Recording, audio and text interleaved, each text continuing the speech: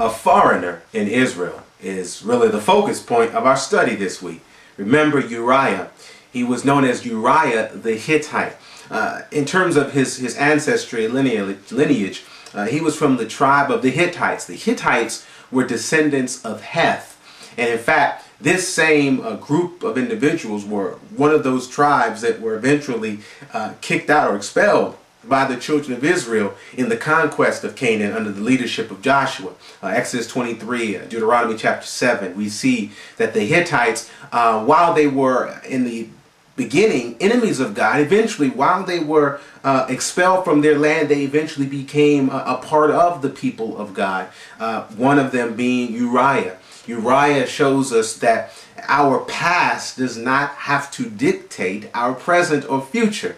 In spite of the fact that he was not an Israelite by birth, it shows that he became one by choice. That's why, and that's the glory now of our new covenant relationship with Christ. It depends on our choice, not on our background, not on what we've done. And no matter what we have done, we all have the opportunity to be the sons and daughters of Abraham, sons and daughters of promise.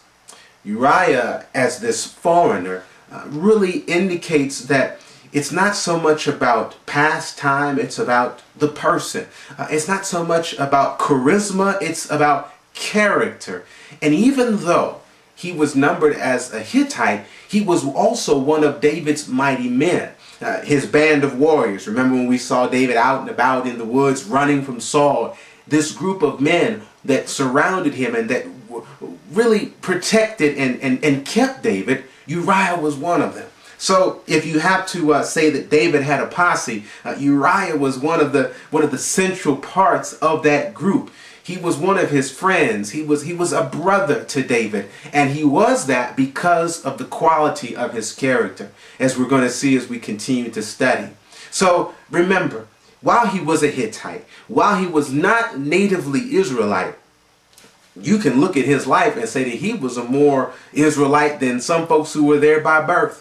He was more faithful to the God of Israel that he learned to love than those who were born in the very presence of this faith. It shows you how it's one thing to be brought up in the church, and it's another thing to have the church brought up in you.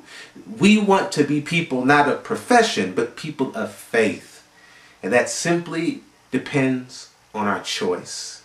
Choose ye this day is what one hero of the Bible says, and that's our invitation today. Remember, it's not about what you've done or what you have been in the past. It's about what we choose today.